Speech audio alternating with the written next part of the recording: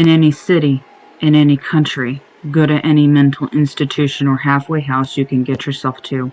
When you reach the front desk, ask to visit someone who calls himself the holder of confusion.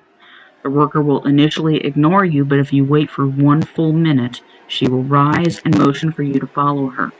After following her down a series of dimly lit hallways, you will come to a dead-end corridor with no doorways. The worker will motion to the end of the hallway and promptly leave you without a word. You must walk to the end of the hallway without speaking a word. Once you reach the end, place your hands upon the wall to reveal that it is an illusion which you may walk through. If you are scared or unsure of what is behind the wall when you step through, or have any doubts at all, you will simply walk off the plane of existence forever, never to be heard from again. But if you believe in yourself and believe answers lie beyond the wall, when you step through you will appear in a bright white room with many paths.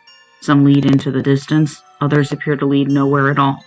Yet others appear to defy understanding and lead to suffering that only the most damnable of all souls can comprehend. The path you seek is the one that lies ahead of you. It appears to continue on for eternity. While walking, you must say nothing, no matter how long the trip appears to take. And should the room begin to darken halfway through your trip down the path, your only option is to sit down and weep silently, for you are now nothing more than nourishment for the most grotesque and cursed demon of them all. However, if the room remains in almost unfathomably perfect white, your trip down the path will be without peril, and you will safely come to a door. At this point, you need to do nothing, as the door opens to you to reveal a room which appears an impossibility. It is not big, but not small, not lit, but not dark. It appears to be everything and nothing. Equals and opposites are meaningless in this room. It is said that most who enter are driven to a maddening insanity and begin to claw their own flesh off, or disembowel themselves with their bare hands, all while laughing maniacally. Never dying, this will be their fate for eternity.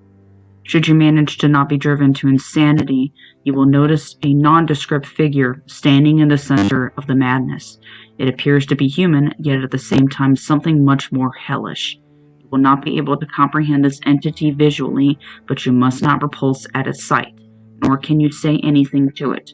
It will begin to speak to you many events, some of which you know are true, others you know are lies, some which you are unsure of.